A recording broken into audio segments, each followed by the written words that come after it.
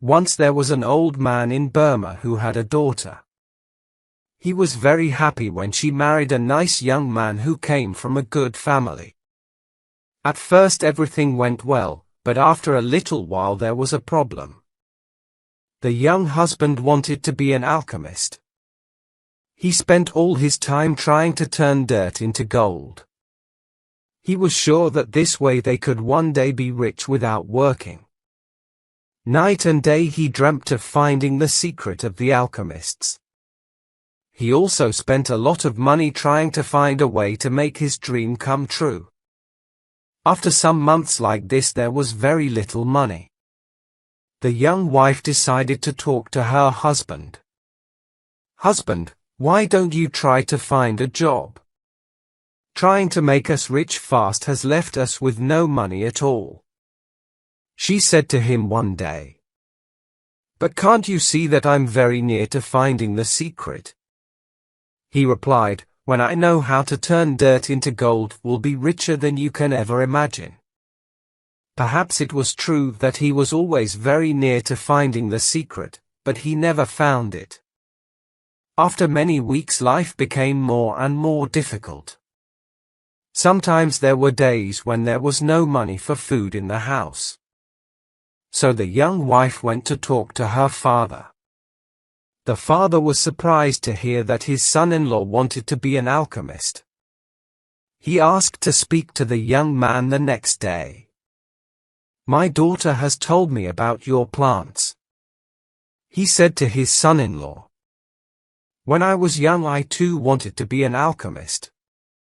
The younger man was very happy. Here at last was someone who could understand his dream. The father-in-law asked about the young man's work and the two of them started talking about different ways of trying to turn dirt into gold. After 2 hours talking about the things that an alchemist must do, the old man jumped to his feet. "You've done everything that I did when I was a young man," he shouted. "I'm sure you're very near to finding the great secret. But you need one more special thing to change dirt into gold. And I only learned about this a few days ago." "One more special thing?" asked the son-in-law. He found talking with the old man more and more interesting. "Yes, that's right. But I'm too old to do this job," he said. "It's a lot of work and I can't do it now." "I can do it, father-in-law," shouted the young man. "Perhaps you can," said the old man. His voice was suddenly quiet. "Listen carefully. The special thing is a silver powder that grows on the back of the leaves of the banana plant. This is a magic powder." "Magic powder?" asked the son-in-law. "What do you mean?" "Listen," replied the older man. "To get this powder, you must plant bananas. Lots of bananas. And you must plant them yourself. While you plant each banana seed, you must say special magic words. Then when the plant grows, you'll see the magic silver powder on the leaves." "How much magic powder do we need?" the young man asked at once, very interestingly. 1 kilogram. The old man replied. 1 kilogram. We'll need hundreds of banana plants for that. "Yes," said the old man. "And that's why I can't do the work myself, I'm afraid." "Don't worry," said the young man. "I'll do it."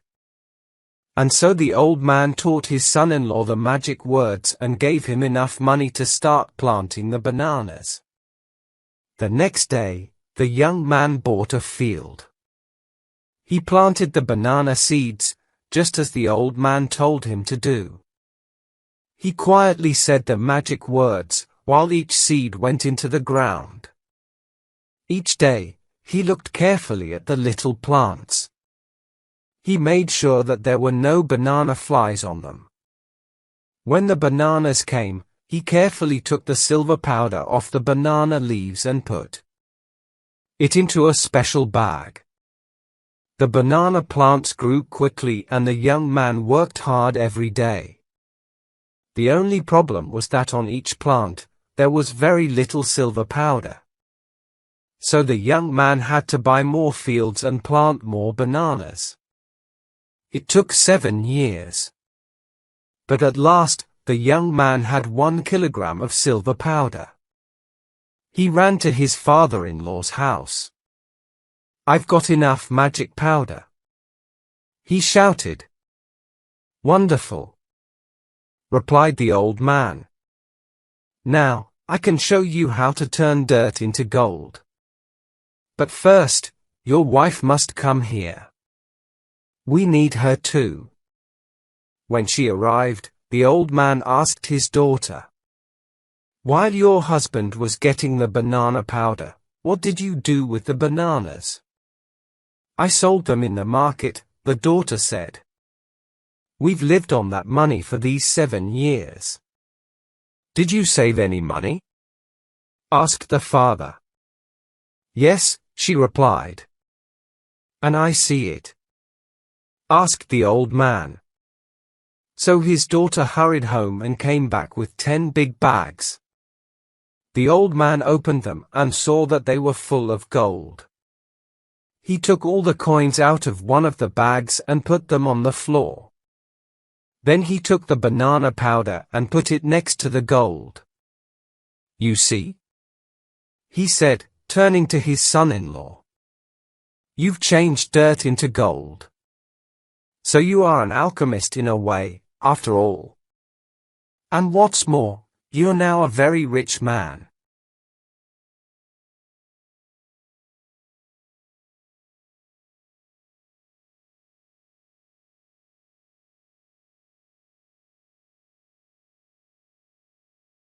A young man lived with his father and mother.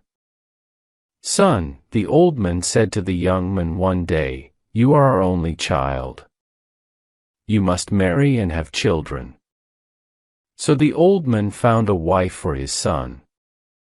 She was a fine young woman, and her young husband loved her. A year passed, and she gave birth to a little boy. The family lived happily together, but they were very poor. The young man and his father worked hard in the fields. The young woman and her mother-in-law worked hard in the house. But they never had enough food to eat. "Father," the young man said to his father one day, "this little farm is too small for our family. Let me go and find work in the town. I will earn some money and bring it home to you." The father was sad. "You are my only child," he said, "and we need you here at home. But you are right. The farm is too small for us all. Go to the town, find work, and earn some money. We will wait for you here at home." So the young man kissed his son and said goodbye to his parents and his wife. He began the long journey to the town. He traveled for 2 days, and at last he came to the town. He stopped at the first big house and knocked on the door. A man opened it. "Is there work for me here?"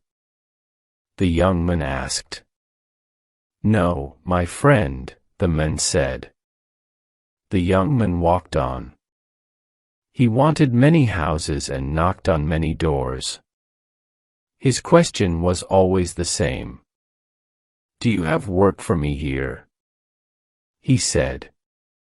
The answer was always the same, too. "No," everyone said. "There is no work for you here." The young man was tired now and very hungry. "What can I do?" he thought. "I must find work soon, or I will die." At last he came to a monastery. He knocked on the door and an old monk opened it. "Please, Father," the young man said, "let me work for you." "How long will you stay?" the monk asked. "For a few months only," answered the young man. "Then I must go back to my family." The monk began to shut the door. "Then I can't help you," he said. "If you work for us, you must promise to stay for a long time. If I don't find work today, I'll die of hunger," the young man thought. "Father," he said, "please don't close the door. I promise to work for you for a long time." The monk smiled at him. "Come in, my son," he said. The next day, the young man began to work. The work was not difficult. The monks were kind to him. The young man worked hard for them, and they were pleased with him. A month passed. At first, the young man thought about his family every day. "Is my son well?" he thought. "Are my parents happy? Does my wife have enough food to eat?" But slowly, the young man forgot his family. He was happy with the monks. "You are an honest man," they said to him. "You can look after our money for us. We will trust you." The years passed quickly.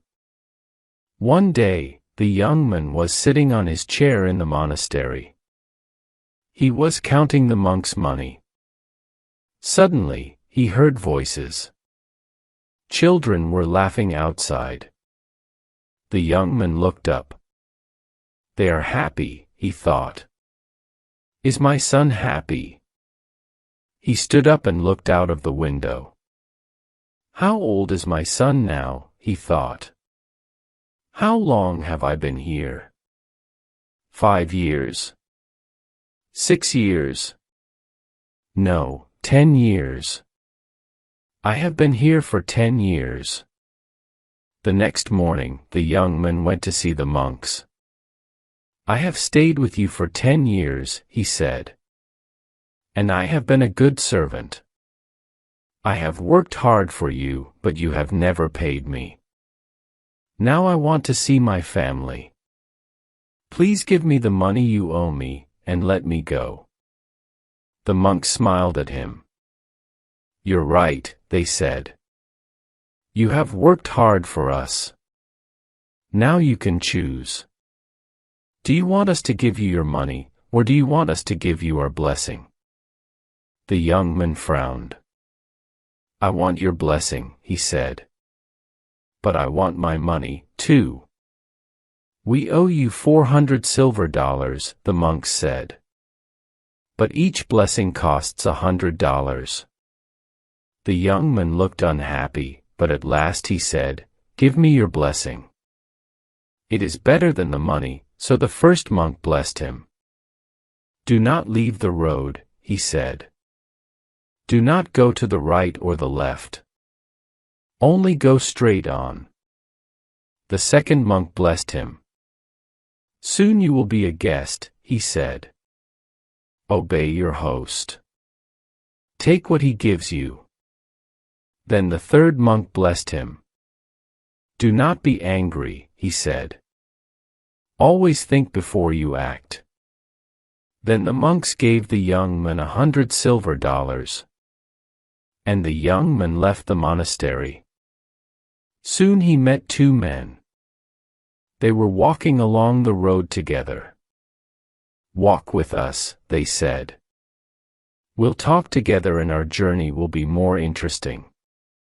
The young man agreed, and the 3 men walked on together. Soon they came to a crossroads.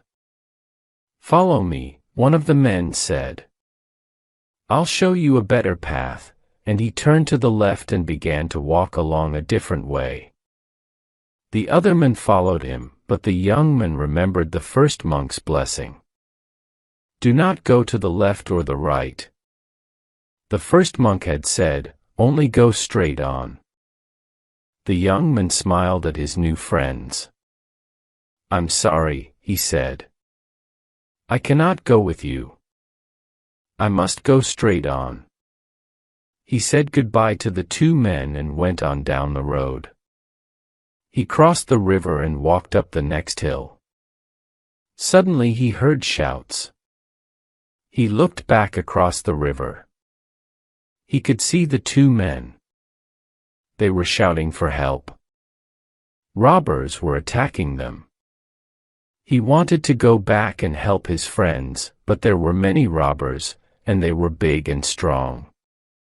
If I go down there, they'll kill me, he thought. He was grateful to the monks. The first blessing saved my life. It saved me from the robbers, he thought. He went on down the road. He walked for a long time. He was hungry and thirsty now, and he was tired too. It will soon be dark, he thought. I must find a place to sleep. He looked round. He was in a wild place. There were no houses here. He was frightened of hyenas and leopards. He began to walk faster. It was dark now. I must find a place to sleep, the young man thought. At last he saw a light in the distance. He ran towards it. The light came from a little house on a hill. The young man ran up to it and knocked on the door. At once an old man opened it. He had white hair and he wore fine, white clothes. You were welcome. Come in, the old man said. The young man followed him into the house. Sit down, said the old man. Wait here. I will fetch some water and wash your feet. The young man felt ashamed. I can't let this noble old man wash my feet, he thought. The old man went away to fetch the water. Soon he came back. The young man wanted to take the water out of his hands. He wanted to wash the old man's feet, but then he remembered the monk's second blessing. Obey your host, the second monk had said, take what he gives you. So the young man sat down and the old man washed his feet. Then the old man clapped his hands and a young girl came into the room. She was carrying a dish of delicious food. Feed our guest, the old man said to the girl. The girl did not move and the young man saw that she was blind. The old man pushed her towards the young man. Feed him, he said again, so the girl fed the young man and he ate well. Then he lay down to rest and he slept all night. He woke up early in the morning. Thank you, he said to his host. You have been very kind to me, but now I must go on. The sun was up now and the young man could see his host clearly. The old man did not look fine and noble now. Teeth were long and white and sharp. His eyes were small and cruel. Is he a man or is he an ogre? The young man thought. You're lucky, the old man said. You didn't refuse my hospitality. I wanted to wash your feet and you accepted. I gave you food and you ate it. Many people have come to my house. They didn't let me wash their feet and they didn't accept my food. I killed them all. He pointed to the ground. Their bodies are under your feet, he said. The young man was very frightened. But the girl, the blind girl, he said, why didn't you kill her? The old man laughed. I took her eyes, he said. I made her blind and now she is my servant. I must go, the young man thought. I must get away from this terrible man. He is mad. Thank you, goodbye. Thank you. God bless you. he said quickly, and he began to walk away. But the old man called him back. "Wait," he said. "I have something for you." He went back into his house and came out again. He was carrying a sack. "Take it," he said. The young man took the sack and ran away down the road. The sack was very heavy. At last he stopped under a tree and opened it. "Dollars," he said. "Silver dollars." He tried to count them, but he couldn't. There were too many of them. "The monks saved my life again," he thought. "And their second blessing has made me rich too." He went on quickly down the road. "My dear parents and my wife will be very happy," he thought. "I can look after them well now." He walked for a long time. The sun was high in the sky and he was hot and tired. But he knew this road well. He knew the trees and the rocks and the little streams. He was nearly home. He came to a church by the side of the road. A crowd was standing there. They were watching an old man and a boy. The man and the boy were fighting. The young man felt very angry. "What a wicked boy," he thought. "He is showing no respect to that poor old man." He wanted to run up to the boy and beat him with his stick. But then he remembered the monk's third blessing. "Do not be angry," they had said. "Always think before you act." He turned to the woman next to him. "What's happening?" he said. "Who is this old man and this boy? Why are they fighting?" "It's a sad story," the woman said. "These people are very poor. The old man is the boy's grandfather. 10 years ago, his son left him because he wanted to find work in the town. The old man had no one to help him. He has been very unhappy. He wanted to kill himself. His grandson is trying to stop him." Tears came into the young man's eyes. "Oh my father, oh my child," he shouted. He pushed his way through the crowd. He took the young boy's arm and looked into his eyes. "My son," he said. The old man had fallen to the ground. The young man helped him to stand again. "Father," he said. The old man looked at him. "Is it really you?" he said. "Have you really come home again?" "Yes, Father," the young man said, "and I'll never leave you again." The young man went to his house with his father and his son. His mother and his wife kissed him. But then they began to cry. "You have come home only to die," they said. "We have no food here. We ate our last meal yesterday." The young man opened his sack and showed them the silver dollars. Then he added to it the $100 that the monks had given him. "I haven't come home to die, but to live," he said. "The monks have blessed me and we will be happy now for the rest of our lives."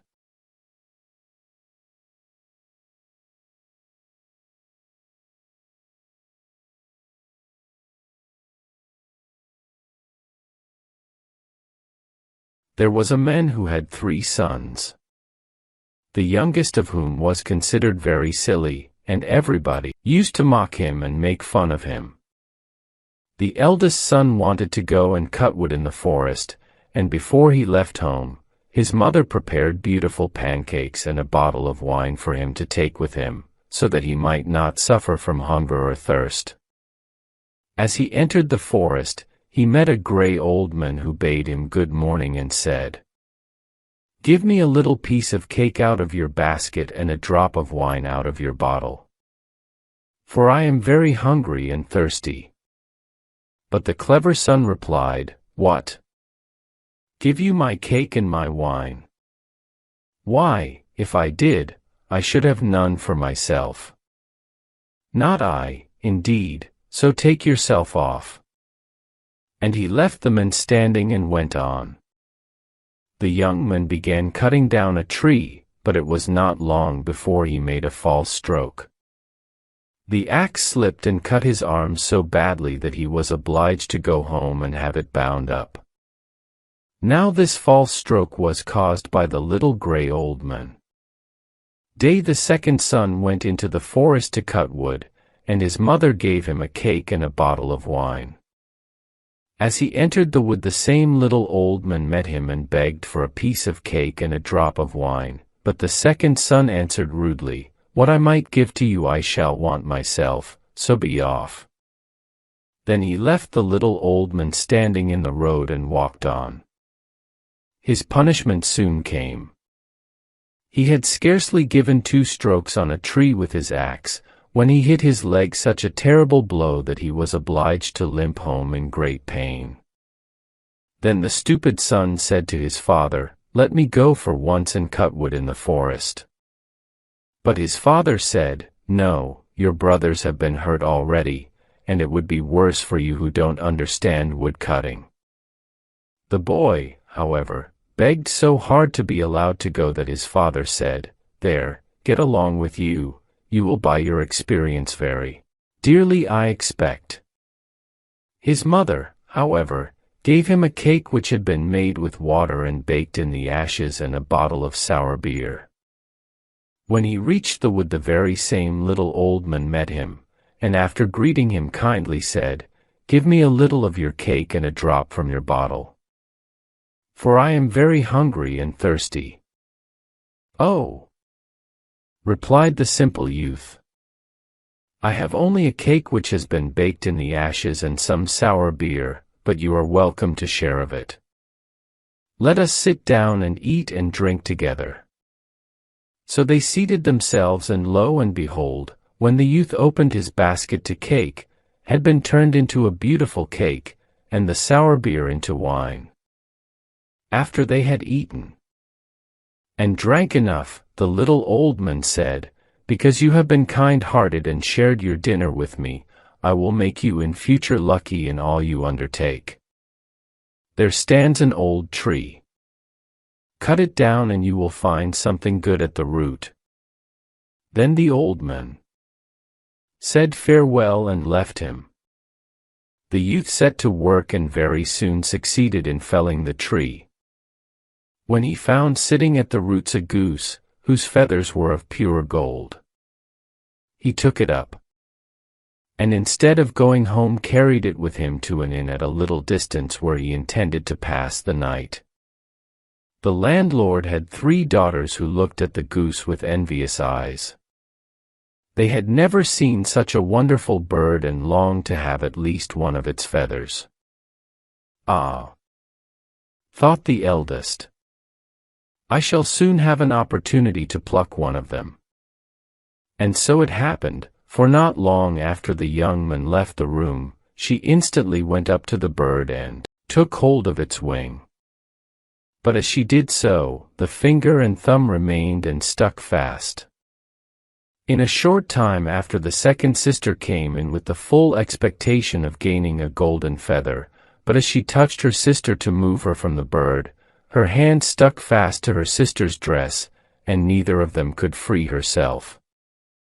At last, in came the third sister with the same intention. keep away," screamed the other 2. "In heaven's name, keep away." But she could not imagine why she should keep away. If they were near the golden bird, why should not she be there? So she made a spring forward and touched her second sister, and immediately she also was made a prisoner, and in this position they were obliged to remain by the goose all night. In the morning, the young man came in and took the goose on his arm and went away without troubling himself about the 3 girls, who were following close behind him. And as he walked quickly, they were obliged to run one behind the other, left or right of him, just as he was inclined to go. In the middle of a field, they were met by the parson of the parish, who looked without wonder at the procession as it came near him. "Shame on you," he cried out. "What are you about? You bold-faced hussies, running after a young man in that way through the fields. Go home, all of you." He placed his hand on the youngest to pull her back, but the moment he touched her, he also became fixed, and was obliged to follow and run like the rest. In a few minutes, the clerk met them. And when he saw the parson running after the girls, he wondered greatly and cried out, "Hello, Master Parson. Where are you running in such haste? Have you forgotten that there is a christening today?" And as the procession did not stop, he ran after it and seized the parson's gown. In a moment he found that his hand was fixed, and he also had to run like the rest, and now there were 5 trotting along, one behind the other. Presently 2 peasants came by with their sickles from the field. The parson called out to them, and begged them to come and release him and the clerk. Hardly had they touched the clerk, when they also stuck fast as the others, and the simpleton with his golden goose travelled with the 7. After a while they came to a city in which reigned the king, who had a daughter of such a melancholy disposition that no one could make her laugh. Therefore he issued a decree that whoever would make the princess laugh should have her in marriage. Now, when the simple youth heard this, he ran before her, and the whole 7 trotted after him. The sight was so ridiculous that the moment the princess saw it, she burst into a violent fit of laughter, and they thought she would never leave off. After this, the youth went to the king and demanded his daughter in marriage, according to the king's decree. But his majesty did not quite like to have the young man for a son-in-law, so he said that before he would consent to the marriage, the youth must bring him a man who could drink all the wine in the king's cellar. The simpleton went into the forest, for he thought, if anyone can help me, it is the little gray man. When he arrived at the spot where he had cut down the tree, there stood a man with a very miserable face. The youth asked him why he looked so sorrowful. "Oh," he exclaimed, "I suffer such dreadful thirst that nothing seems able to quench it, and cold water I cannot endure. I have emptied a cask of wine already, but it was just like a drop of water on a hot stone." "I can help you," cried the young man. "Come with me, and you shall have your fill. I promise you." Upon this he led the men into the king's cellar, where he opened the casks one after another, and drank till his back ached, and before the day closed he had quite emptied the king's cellar. Again the young man asked for his bride, but the king was annoyed at the thought of giving his daughter to such a common fellow, and to get rid of him he made another condition. He said that no man should have his daughter who could not find someone able to eat up a whole mountain of bread. Away went the simpleton to the forest as before, and there in the same place sat a man, binding himself round tightly with a belt, and making the most horrible faces. As the youth approached he cried, "I have eaten a whole oven full of rolls, but I have eaten a whole oven full of rolls, but it has not satisfied me a bit. I am as hungry as ever, and my stomach feels so empty that I am obliged to bind it round tightly, or I should die of hunger." The simpleton could hardly contain himself for joy when he heard this. "Get up," he exclaimed, "and come with me, and I will give you plenty to eat, I warrant." So he led him to the king's court, where his majesty had ordered all the flour in the kingdom to be made into bread and piled in a huge mountain. The hungry man placed himself before the bread and began to eat, and before evening the whole pile had disappeared.